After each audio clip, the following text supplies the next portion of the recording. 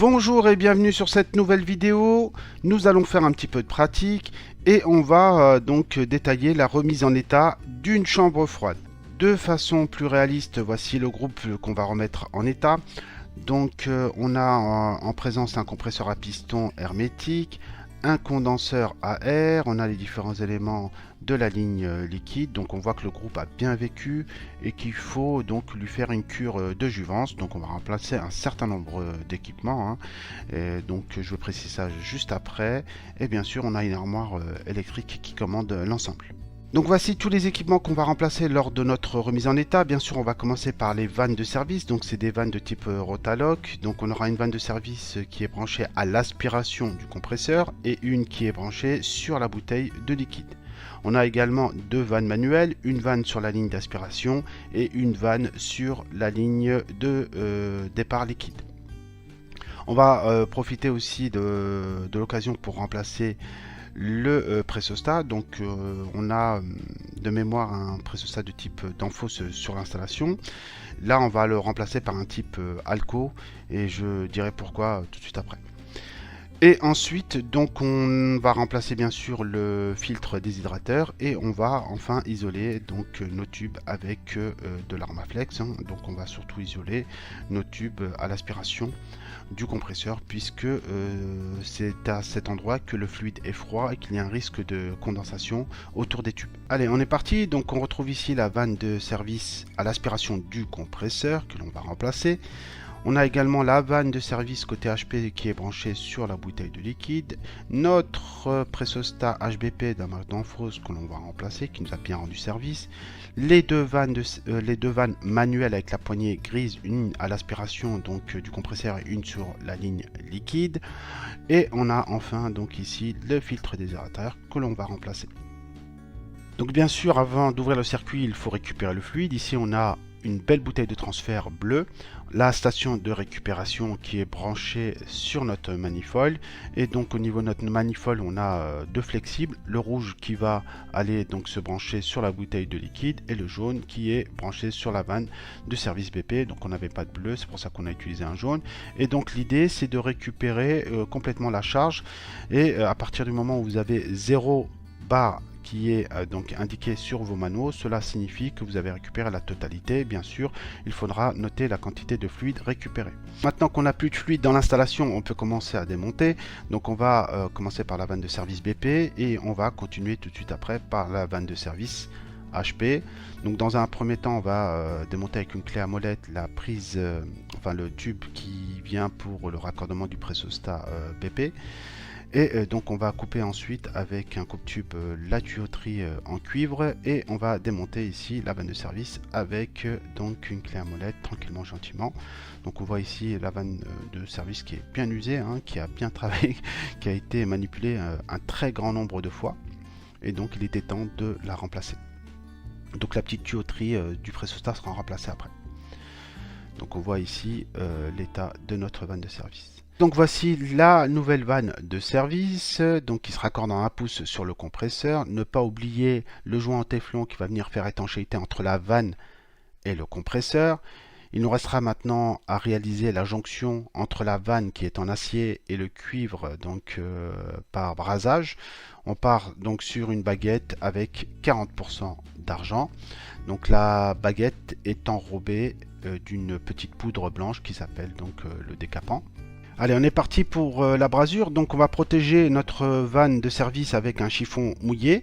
Donc dans un premier temps, on doit déposer du décapant, donc la petite poudre blanche qui enrobe notre baguette tout autour de la brasure afin de nettoyer et de garantir le meilleur mouillage de notre métal d'apport.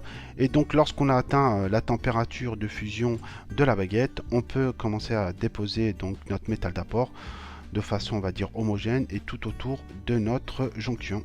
Voici le résultat final. On va s'attaquer maintenant à la jonction cuivre-cuivre. Donc on a un tube de 5/8 qui va rentrer donc dans un tube de 1,5. Pour cela on va utiliser une brasure qui contient 2% d'argent. C'est largement suffisant pour garantir l'étanchéité. Et donc voici le résultat final.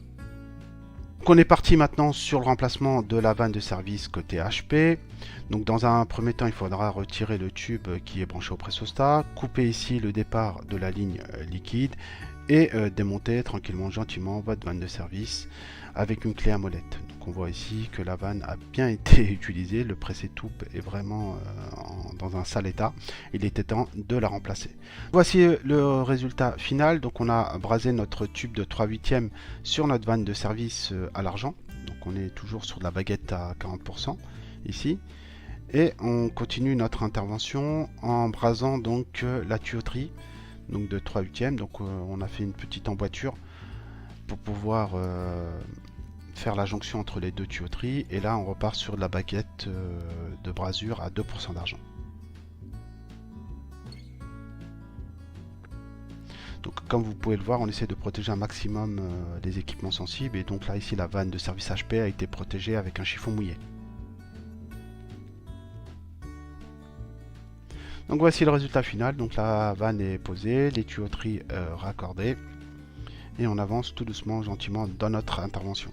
Allez, on s'attaque à la ligne liquide. Donc on commence à démonter tout ce qui est démontable, les colliers, les écrous, et on va donc couper le tube juste avant l'électrovanne. Donc bien sûr on va remplacer le filtre déshydrateur et notre vanne de départ liquide. Sachant qu'on avait déjà, j'ai pas filmé, mais on a remplacé directement la vanne d'aspiration, donc ici, qui a été faite. Donc c'est assez simple, il suffit de démonter les deux écrous et de remplacer la vanne. Donc la ligne liquide ici a été démontée. On va replacer les équipements comme ils étaient. Lorsque c'était du joné, on va du joné, et lorsque c'était brasé, on va rebraser. Il n'y a aucun souci à ce niveau-là. Donc voici le résultat final. Donc on a fait une petite emboîture juste après le voyant de liquide. Au niveau du filtre déshydrateur, on a réalisé 2 dudgeons. Et donc la vanne manuelle a été aussi fixée via 2 dudgeons. On peut ensuite passer au calorifugage de notre tube d'aspiration. Donc c'est assez simple, on enquille directement notre tube à l'intérieur de notre Armaflex, et donc cela va éviter la condensation autour du tube. Alors on remplace maintenant le pressostat HBP. Donc dans un premier temps on va retirer les câbles électriques. Il faudra bien sûr condamner votre armoire et travailler en toute sécurité. Vous avez 2 petites vis sur la platine à l'arrière qui vous permettent de fixer le nouveau pressostat.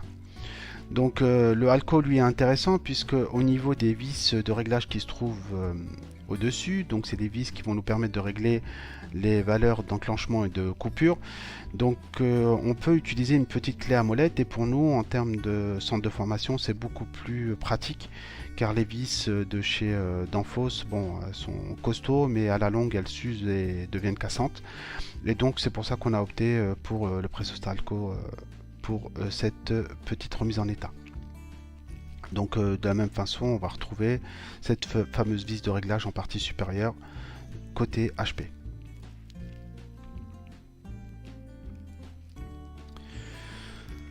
Donc on retrouve ici donc la plaque signalétique du pressostat, donc c'est un PS2, et on a toutes les plages de fonctionnement de ce pressostat, et à l'intérieur souvent au niveau du capot on retrouve le schéma électrique de raccordement. Niveau tuyauterie de raccordement, donc on retrouve ici le petit capillaire qui va venir se brancher côté BP. Donc là, ici, le capillaire va venir se brancher sur la vanne de service sur la prise de pression pressostatique. Et côté HP, de la même façon, on retrouve ce petit capillaire qui va venir se brancher sur la vanne de service côté HP. Donc voilà, on a remplacé tous nos équipements. On a mis à peu près 2 heures. Donc pour faire une petite synthèse, on a remplacé le pressostat HP avec les 2 petits capillaires qui vont se retrouver sur les vannes de service. Donc on a remplacé bien sûr la vanne de service BP, donc c'est celle qui est branchée à l'aspiration du compresseur. On a remplacé également la vanne de service HP qui est sur la bouteille de liquide. On a remplacé bien sûr les 2 vannes manuelles. On a réalisé le calorifugage de la ligne d'aspiration. Et au niveau de la ligne liquide, bien sûr, donc je l'ai déjà dit, on a remplacé la vanne manuelle, et aussi donc on a remplacé le filtre déshydrateur. Donc ça sera tout, je m'arrête là. J'espère que ces quelques explications vous ont été profitables, et je vous dis à tout de suite pour la suite. Prenez soin de vous.